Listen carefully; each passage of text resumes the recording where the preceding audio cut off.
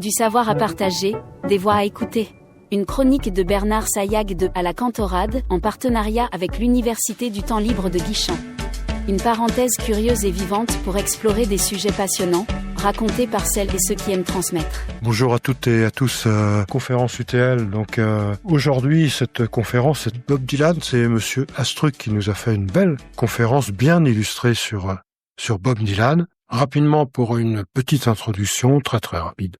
Bob Dylan, donc sa famille est venue, vous me corrigerez, Monsieur Astruc, si vous voulez bien. Sa famille est venue d'Odessa, je crois. Avant, elle était en Turquie, et puis avant même en Israël.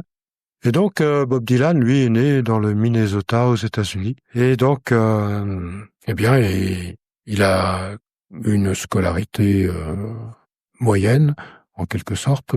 Et donc, vous allez nous raconter un tout petit peu la suite, si vous voulez. Mais avant, on aime bien présenter un peu nos invités. Monsieur Astruc, vous avez été manager, faut corriger ce que je dis, hein, d'artiste, vous avez composé des chansons, est-ce que je me trompe? Non, vous vous trompez pas, c'est bien. Alors de quelles chansons vous auriez composé? Vous avez composé? J'ai composé des chansons pour c'est Jérôme en particulier, pour des groupes de rock, les Alligators pour ceux qui connaissent. Oui, ça me dit quelque chose, oui. Tout à fait. Qui sont toujours en activité d'ailleurs. Et voilà, grosso modo, et puis après j'ai fait toute une carrière dans les bureaux du show business. Ça veut dire quoi dans les bureaux du show business? Ça veut dire c'est pas sur scène. D'accord. C'est pas sur scène, c'est les coups de téléphone, c'est les contrats. Dans les bureaux du show business, ça vous a permis de connaître, bien sûr, le milieu artistique où vous étiez déjà. C'est pas ça qui a fait ma connaissance que j'utilise actuellement. Ouais, oui. Vous l'utilisez bien d'ailleurs. On faisait du business, on faisait pas D'accord. de la philosophie. Non. Ça, c'est une autre facette de moi parce que j'avais un don assez facile à me rappeler des chansons ou des noms de groupes ou de batteurs ou de musiciens. Depuis les années 60, j'entendais un nom, je le mémorisais. Et ça finit par faire des histoires. Et 50 ans après, ça fait, on comprend le pourquoi du comment. Oui. Parce qu'on arrive à mettre les trucs l'un dans l'autre. Et puis pour Bob Dylan, c'est, il a toujours escorté ma vie, on va dire, de près ou de loin, des fois de loin. Bah oui, ça a commencé dans les années 60 avec Bob Dylan, hein, c'est ça. Ouais. Et c'est pour ça a commencé avec Bob Dylan. Puis après c'est un boulot de conférence de chercher des données, de les mettre en concurrence avec ce qu'on connaît, avec recroiser les infos et tout ça. Oui, j'ai bien aimé une phrase que vous avez citée de Bob Dylan qui disait: je savais que le destin me regardait et ne regardait que moi. C'est ça?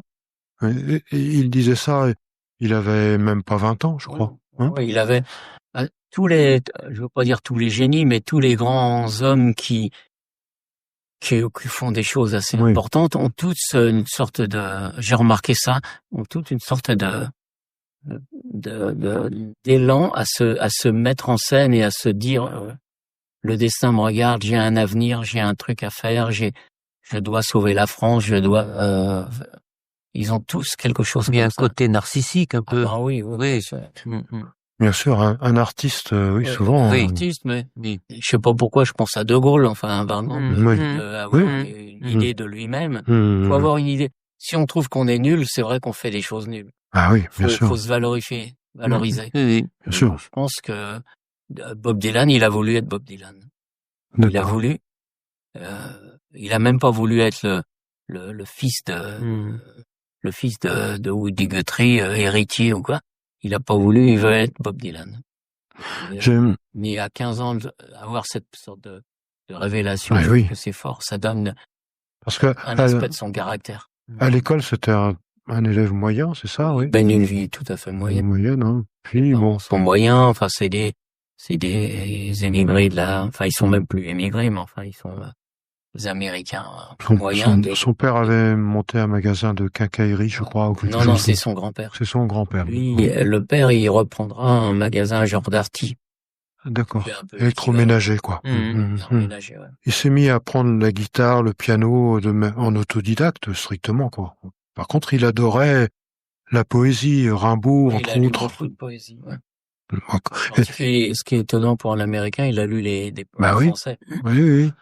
Comment il a eu Parce qu'il accès? cherchait, ou Il cherchait, envie, ouais. D'accord. Peut-être à l'école, on lui a proposé. Et il aimait bien Little Richard. Il aimait bien Little Richard. Ah ouais, ouais. Oui, il aimait tous les rockers de l'époque, hein. et Buddy Holly. Il aimait plus que C'est ça. celui-là Ouais. et Buddy Holly. Il aimait Elvis Presley, hein. C'était la pompe à Oui. aussi. Il écoutait la radio, c'est ça que ça veut dire. Il était comme un teenager. Oui, oui. Alors, on a noté aussi que vous nous disiez que il s'appelait pas Bob Dylan, il s'appelait Robert Zimmerman, hein, c'est ça. Et vous nous avez raconté tout le parcours pour arriver à ce nom Dylan, parce que il était parti de Dillon et puis d'un cousin, qui s'appelait Dillon. Il cherchait un pseudo. Ouais. Et ensuite, par contre, il a fait reconnaître, parce que souvent les artistes ont un nom d'artiste et puis ils ont gardé leur nom d'état civil.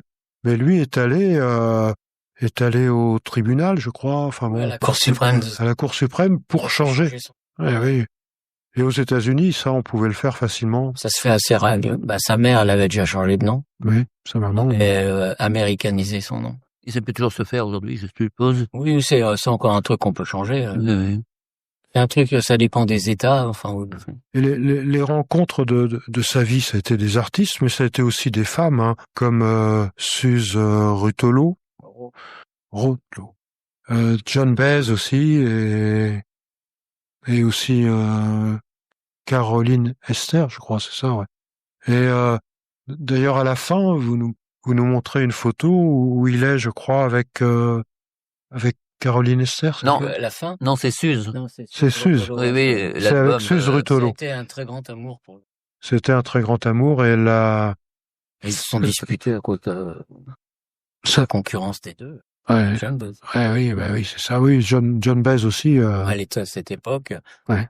Elle est dans le film, on voit très bien la concurrence. Il y en a une qui part, l'autre qui arrive. Oui, c'est ça. Vous voulez dire le film, Un parfait inconnu, qui est un très bon film. Il s'occupe des deux. Tu l'as vu, ce film? Oui, c'est un très bon film. Excellent, ouais. Ah, c'est un très bon film. Je sais pas s'il y a eu d'autres films faits sur Dylan, à ma connaissance, non. Je pense pas, il y en a, mais c'est des biographies. Tandis que là, il s'occupe juste d'une période de 2 ans. J'ai bien aimé aussi une citation, c'était dans les années 63, qui n'est pas occupé à naître est occupé à mourir. C'est une phrase pour s'encourager à avancer, à réaliser, à faire des choses, et c'est bien de Bob Dylan, ça. C'est bien, ouais. Il l'a mis dans une de ses chansons. Oui. Oui, c'est ça. D'accord. Donc, je pense que cette phrase donne qui n'est pas occupé à naître. Oui. Alors on voit. Parce qu'il y en a qui pensent à mourir. Eh oui, bien sûr. Alors il s'est engagé beaucoup aussi par rapport à la guerre froide aussi. Il a été marqué par la guerre froide. Il a été marqué par l'antimilitarisme aussi, en toute généralité, sans prendre parti. À l'époque. Hein. C'était très porteur aussi. C'était le vent soufflait dans ce sens-là. Hein. Ouais. C'est ça. Si c'était aujourd'hui, il militerait pour d'autres causes. C'est ça. Je ne sais pas s'il vote pour Trump, par exemple. Je ne sais pas. Oh, je serais étonné. Il est né en 41. Il y a des renversements en France. Moi, je connais tous mes potes, ils étaient à gauche, ils sont tous à droite. Oui. Moi, je connais aussi. Oui, c'est vrai. C'est pas étonnant non plus. Ouais. Et beaucoup d'artistes américains sont plutôt démocrates quand même. Regardez Springsteen ou bien d'autres. Tout à fait, ouais. Mais après. Alors il a dit aussi les derniers seront les premiers. Les derniers seront. C'est pas lui qui l'a dit, hein, c'est Jésus. Oui, c'est dans le Testament. Ouais, ça, c'est mais il l'a repris. Oui. Il l'a repris. Ouais. Et alors c'est pour ça aussi, lui il était juif de naissance, je crois. Enfin, est-ce qu'on peut appeler juif de naissance, en quelque sorte, quoi. Et donc il a fait sa bar mitzvah, etc., etc. Et puis nous avait raconté l'histoire du crucifix. Et donc il a eu une sorte de révélation en disant, alors qu'il n'était pas prosélyte, il faisait pas de prosélytisme par rapport au judaïsme. Révélation. C'est moins romantique que ce que vous avez inventé. Ah bon, oui. Il n'a pas une révélation, c'est qu'il cherche des nouveaux points d'invention, de création. Il cherche des sources d'inspiration. Il cherche des sources d'inspiration et. D'accord. C'est ça surtout qui le fait aller d'un. Finalement, c'est ça, oui. Et ensuite, après. Parce qu'il lit des bouquins, à ce moment-là, il lit l'Évangile et les albums qui va sortir sur des trucs. Alors là, très prosélyte.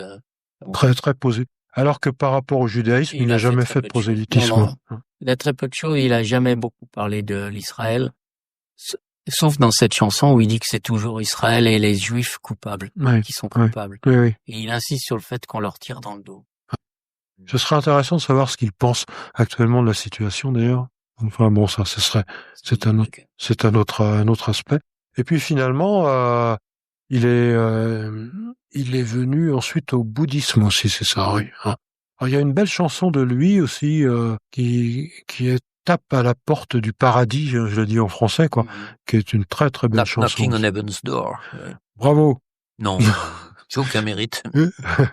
Et donc Hurricane aussi, une autre chanson. Hurricane. Oui, absolument. Et donc il a été bouddhiste et puis après finalement il est revenu ces derniers temps au judaïsme. Oui. Il s'est montré beaucoup avec les Lubavitch. Avec les Lubavitch. Il s'est montré dans beaucoup. Brooklyn. Il est un gros donateur des Lubavitch. Oui, je connais un peu son son pardonner, pour s'ouvrir une place au paradis. Oui.